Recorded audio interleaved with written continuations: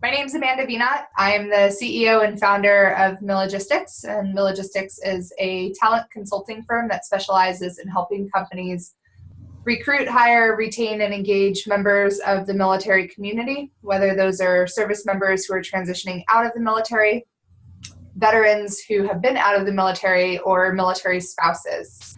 And I have my colleague Jennifer Goodman here today, and I'll let Jennifer introduce herself briefly.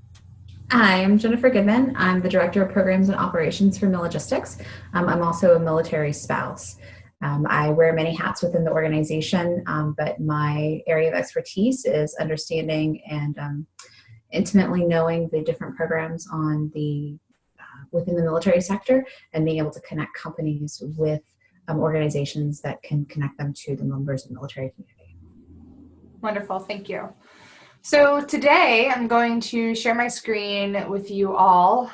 Last month, we held a webinar that went over the first 5 keys of military talent program optimization. And the 10 keys are a series that we've been doing on all aspects of what companies need to think about when they're looking to either start their programs or optimize their existing military recruiting and retention programs.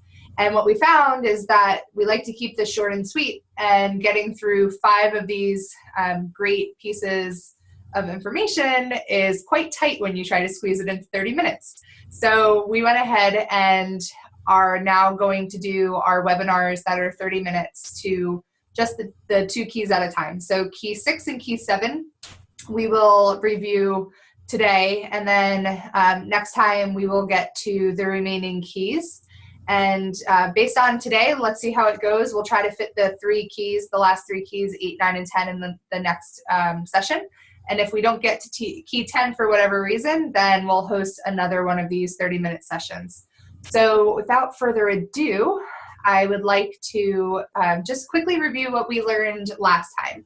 So the first keys of the 10 keys to military talent program optimization are key 1, identifying your current military talent. And we learned that it's incredibly important to know who the members of the military community are within your organization so that you can use them to do a few things. 1, identify other military veterans in your organization, because a lot of times the vets in your organization or military spouses within your organization will know each other. And one veteran or military spouse may have identified themselves and one of their peers may not have.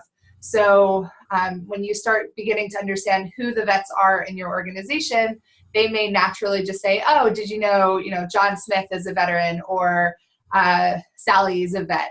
And then you can start tracking that information internally as well, which will help you increase your awareness of your military population. There's also some other ways that your military talent can help you. It's great if you can ask them to be mentors for military veterans who are coming into your organization as new hires. They can also help champion your military recruiting and retention efforts at your organization. So then you'll basically be building an affinity group or an affinity network within your organization of those individuals who are military affiliated or supportive of the military community. The next one was building a core team. So we reviewed quickly that you need to have a champion. That's the person who's responsible for day-to-day efforts of your military recruiting and retention program. We have also learned that key leadership or senior leadership is super important to your program, but it's not necessary. I have worked with companies who have strong HR support, strong grassroots support, but they don't necessarily have strong leadership support. And it makes it easier if you have leadership support, but we know that's not always the case. So you can have a strong program when you build a core team that doesn't encompass leadership support, but it is easier if you can get that.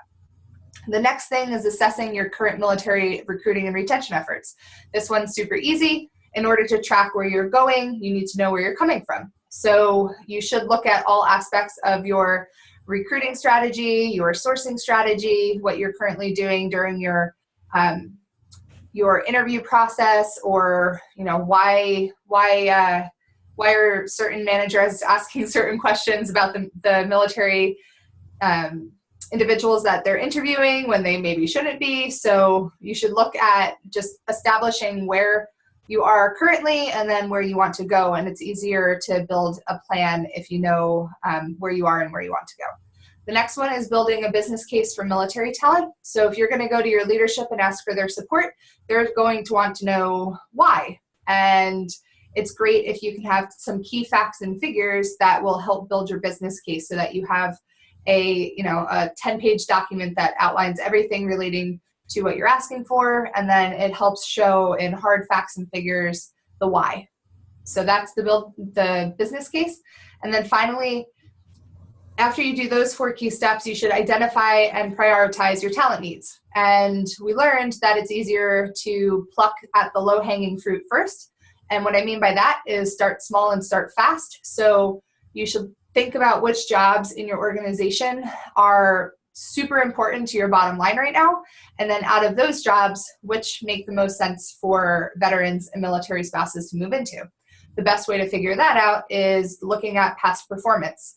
So look at those jobs where veterans have done a phenomenal job and they've succeeded past their goals that you have set for them, and try to either replicate that type of a person, meaning where did they come from in the military, what skill sets did they have, what personality characteristics did they have, or even reach out to those individuals and say, hey, do you know anyone else like yourself that can do this job as well as you? And then you can bring those people on into your organization. So let's get right into key 6 and then key 7. So key 6 is sharing success stories of veterans and spouses in your workforce. So why is this important? Well, if you're going to do a full military recruiting strategy, I would hope that you also have a communications plan in place. If you have a comms plan or a marketing plan in place, one of the easiest ways to kind of build excitement or interest is by sharing real stories of those veterans and spouses who have made a difference in your organization. Think about when you were recruited for the company you're working for right now or the organization you're in. What were you looking for? Were you looking for an online presence? Were you thinking, hey, I would love to see stories of other successful people in this organization, would love to learn about their career paths or what kind of education they got and why they became successful? Well, at the end of the day, we like to know about what we're getting ourselves into. And a lot of veterans and military spouses may not know about your company or the industry in which you operate. So it's really helpful if you can share success stories of other people who are like them. And then they can start relating and understanding more about your organization. And so on the screen, I've put a bunch of questions that you can think about while you're crafting those stories, those success stories. And the first one is, what was that individual's background within the military? So think about yourself for a second. If you wanted to know more about a company or about people like you or people who share similar backgrounds, you would want to know maybe what they did in their previous role. Well, same thing with veterans or spouses coming into an organization. They want to be able to visualize themselves, especially if it's somebody that they're reading about who shares a really similar background or set of experiences. They would like to picture themselves in that role. So what are their backgrounds in the military? And did these individuals enter your organization right out of the military? So you might want to think about some variety. If you have 10 veterans that you would like to share stories about, those veterans should come from different backgrounds, different branches. Maybe somebody spent 4 years in the military, maybe somebody retired at 30 years, officers, enlisted, guard, reservists. Just think about the variety of stories that you can tell. What you'll do with that is make it more human. And ultimately, we want to create human workplaces so that veterans can feel comfortable and that they feel welcomed and that they fit there. And then you want to be real, so that human element. What were some of those challenges that the veterans or military spouse were facing, whether coming into your company? So, be honest. Maybe you didn't have an affinity network at first, and that person wasn't necessarily welcomed with open arms the way they are now. And then that person then helped craft the start of an affinity group or a military network. It's okay to be a little vulnerable. And the one thing that you should do if you are vulnerable, tell how that person or your company fixed those challenges. So the next thing that you should talk about when you're interviewing that person, whether through a Q&A that's written or through a video, is what's that person doing in your organization now? What role do they have? If they've been with your company for 6 months, I'm assuming they probably haven't been moving up the ladder that quickly. but you can be talking about what that person's career progression would look like. So they came in directly out of the military, they've been in the job for 6 months now, they're doing a great job. What do the next 3 years look like for that person? Maybe the next person you interview for the success story is, what has that person been doing for the last 10 years? Maybe they're one of your biggest rock star employees, and they've just climbed that career ladder or jumped around the career matrix in a really short period of time. That's a great story to share. And then the other things that you should be talking about are, what are the impacts that veteran or spouse are having on your organization? What types of changes or positive influences are they having on your customers' lives? And then finally, what are some of the things they love about working for your company or your organization? And what advice do they have that they can share with other veterans or military spouses? Okay, that was rapid fire. I apologize for trying to squeeze everything in, but we do have about 15 minutes left. Let's go for 10 minutes in case there's any Q&A, and I'll move right on to key 7. So now you've crafted all of your great success stories. You have interviewed a bunch of veterans and spouses that have a variety of backgrounds. Some might be in the Guard, some might be recently transitioned out of active duty. Maybe you have a military spouse that has a master's degree and speaks a ton of languages, and maybe you have a military spouse that has a high school education but has a phenomenal series of jobs that she or he have held, and they just bring amazing value to your organization. So what do you do with those stories? Well, key 7 says that you should create a career page for veteran and military talent. That would be a wonderful way for you to highlight those stories that you have been collecting, whether in video format or podcast format, or even just in written format. If you have a career page for everyone, that's great. That's a good start.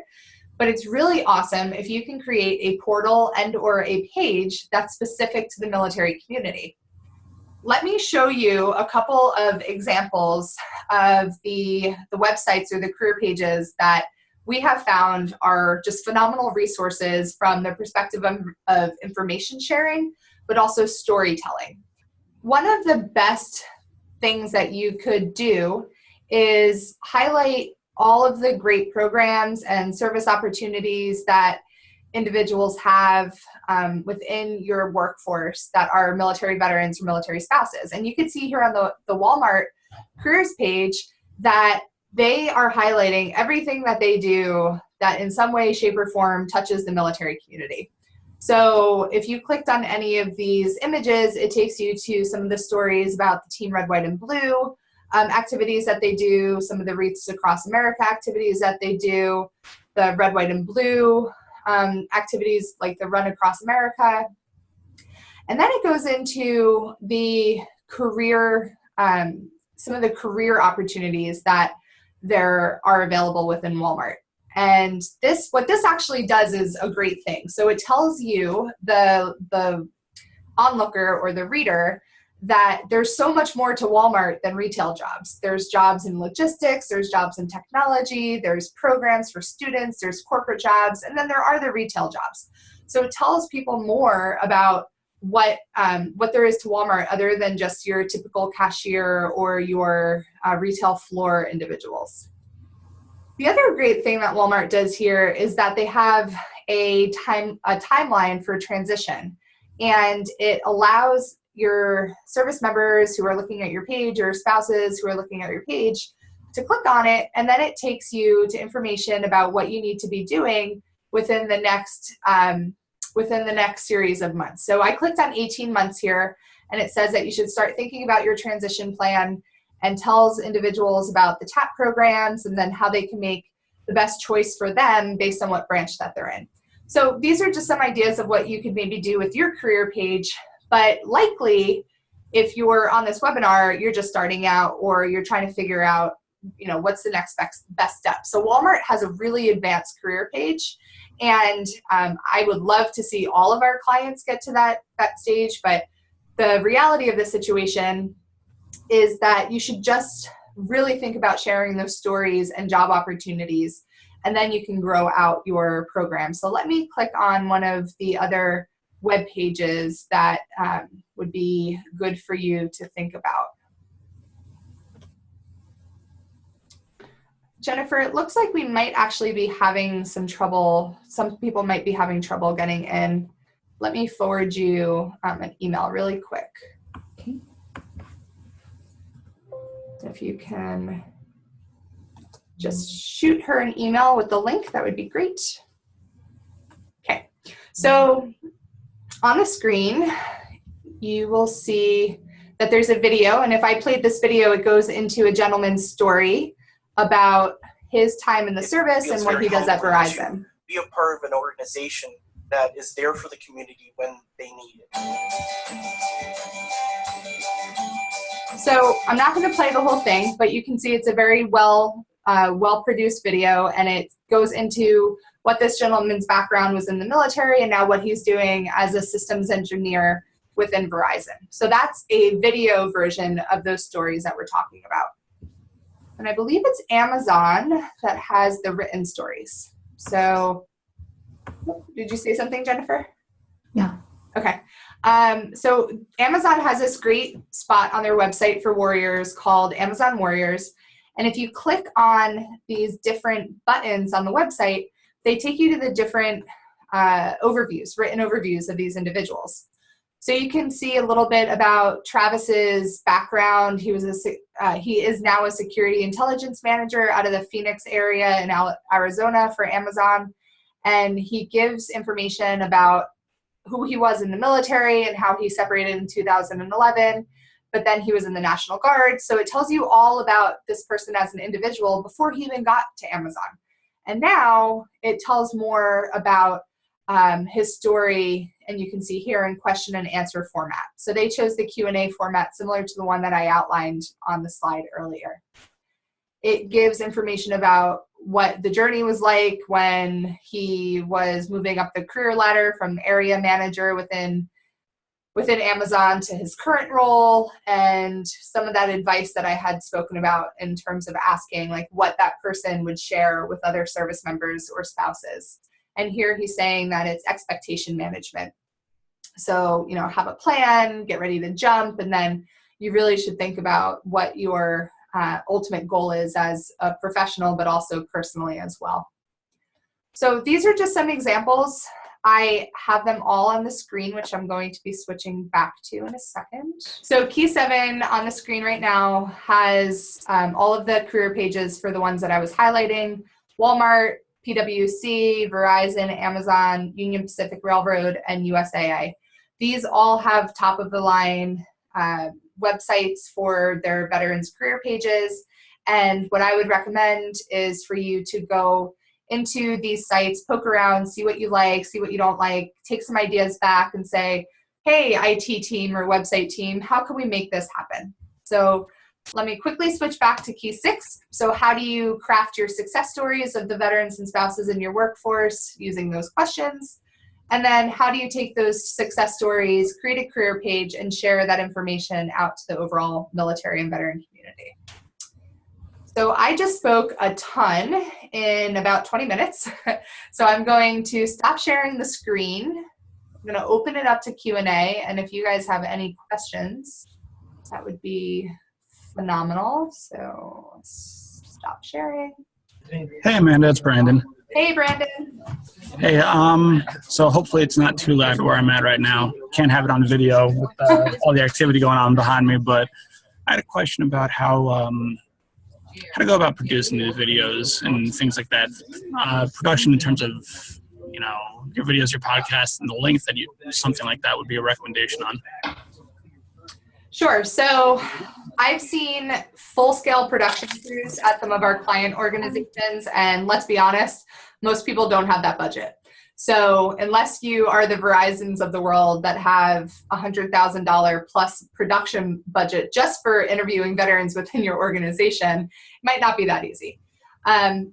Believe it or not, it's incredibly easy to do some videos with a decent webcam. Like the one I'm using right now is an HD 1080 widescreen webcam, and it's specifically designed for like high definition video recording. So you can even get something like that. I think it cost me $90. It's a great way to kind of low cost, low production value, create a video that is real. And you can share those videos on LinkedIn, you can share them on YouTube, and then get the links and share them around if you don't have a career page. So you can still make a video out of those stories that you have. For the podcasts, there's a lot of really great free podcast recording systems out there. And again, using something just like a landline. I would always recommend a landline for podcasts because, to be honest, how many times have you been on an important call and your cell service dropped? Nobody wants that to happen during a podcast. So if you can either be on an Ethernet cable that connects you directly to your internet provider rather than wireless, and be on a landline rather than your cell phone, that's always great when you're doing the live recordings for podcasts or voice recordings. And if you do have budget for either of those two things, I can certainly give you recommendations in terms of video and podcast production. The great thing, Brandon, I know you're in New York City, is that New York has a really strong veterans in the arts population, and there's a lot of veterans who do work like this. So if you wanted to not only interview your veterans on video, but you wanted a veteran or military spouse to do the video production, that is another opportunity. And then in terms of your written question and answer, you could see right on the Amazon website that they literally just listed in text what the questions are and what the answers are. If you wanted to get fancier than that, you could even do a PowerPoint Q&A that is that has motion to it, so that the text and stuff comes up on the screen. You can record, or not even record, but you can produce a video output based on the PowerPoint, and you can make that something that's dynamic rather than static. So instead of somebody just reading a Q&A off of a document, you can actually create a dynamic PowerPoint presentation that you can upload to LinkedIn, for example. You can put it on LinkedIn and then people can play that and they can see that rather than just a static 1-page or 2-page Q&A document. Does that answer your question? It answers it. Definitely some stuff that we'll be looking into. I know we're still trying to structure what we're going to be doing going forward, but I think that's going to be a major help, and I'm hoping that I can develop your group in some way. Okay, perfect. Wonderful. One thing I do want to say is that, and we didn't get into it here, but there's a lot of wonderful opportunity waiting to be had if you use LinkedIn. And I can tell you very honestly that putting a picture onto an article that you're writing gathers a lot more attention than if you were to just put that article into your, the publisher feature on LinkedIn without a picture. So if you're going to try to attract the attention of the military community through an article that you're producing and not a video, make sure that there's a picture that's associated with that article. Hey, Justin. I see you. Hey, Kayla. So what I mean is, if you're going to push something on LinkedIn that's content related, try to put a picture associated with it, whether it's a picture of that employee or a group picture with all your veterans, or even something that's a stock image. But always make sure stock images are not too hokey. So don't put a veteran in a uniform that's completely, Jennifer's shaking her head.